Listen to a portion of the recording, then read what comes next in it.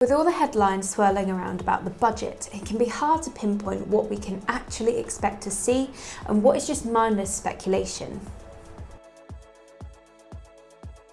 My name is Robin Moore, and today we're breaking down what you can expect in this year's budget, including how it will affect your payslips, your pension, your house, and maybe even your shiny new electric car. Firstly, why is this budget so significant? Well, Reeves has emphasised the need to make necessary choices for the economy.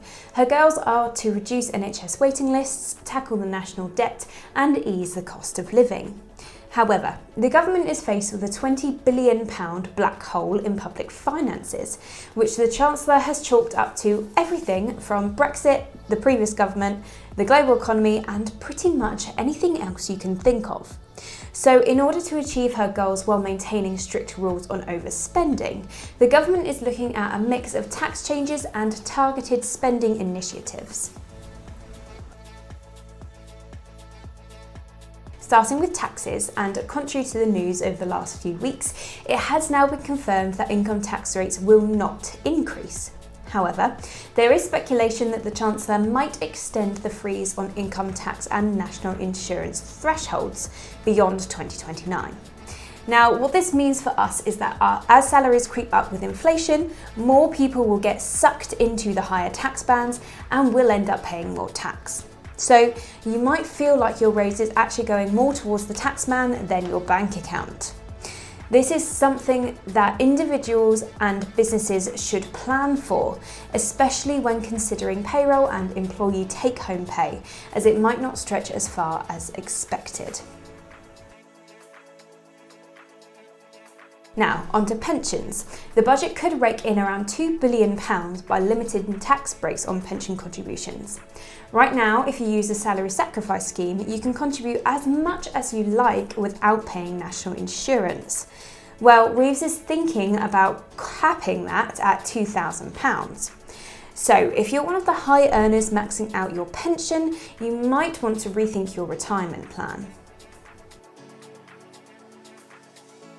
Property taxes could also see significant changes. Reports suggest that more landlords may be required to pay national insurance, with the think tank suggesting that all landlords should pay NI at a basic rate of 20% and an additional rate of 8% for property earnings above £50,270 per year. There's also talk of a new tax on high-value homes in replacement of stamp duty. This new tax would affect homes valued over £500,000, which is roughly 2.4 million properties. This tax will be payable on a yearly basis rather than upfront after the purchase. The annual rate would be ultimately chosen by the government, but a report suggests a rate of 0.54% and a higher rate for homes valued over £1 million.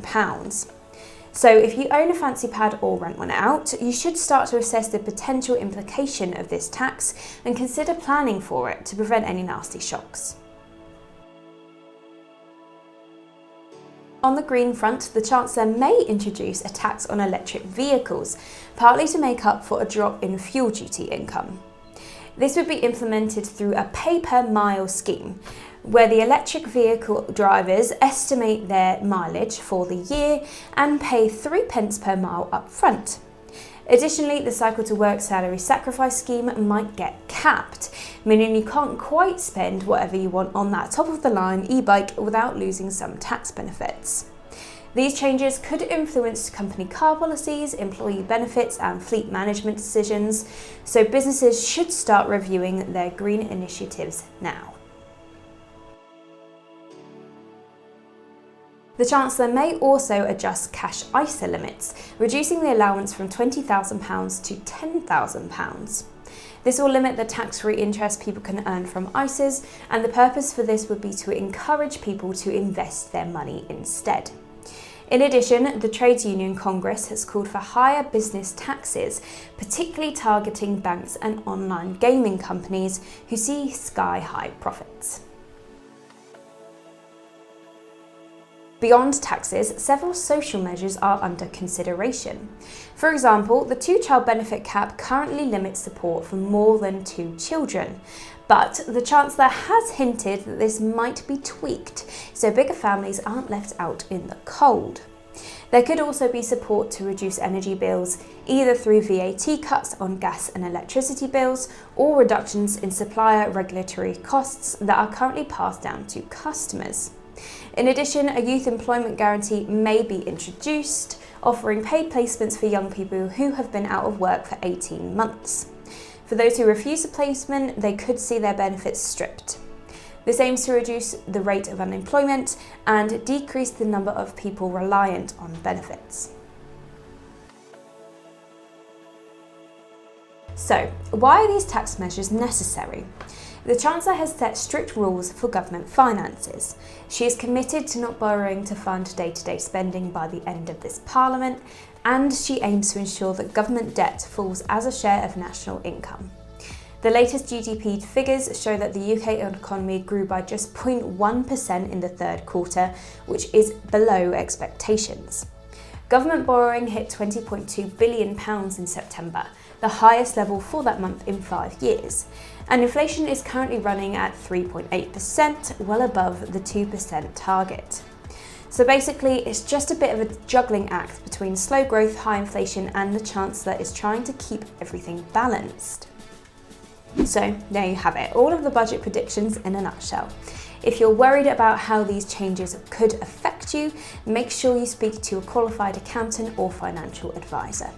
Thanks for watching, and don't forget to subscribe for more updates on UK tax and accounting news. We will be reporting on the budget across all of our socials, so make sure to check us out on Instagram and Facebook to get the full story.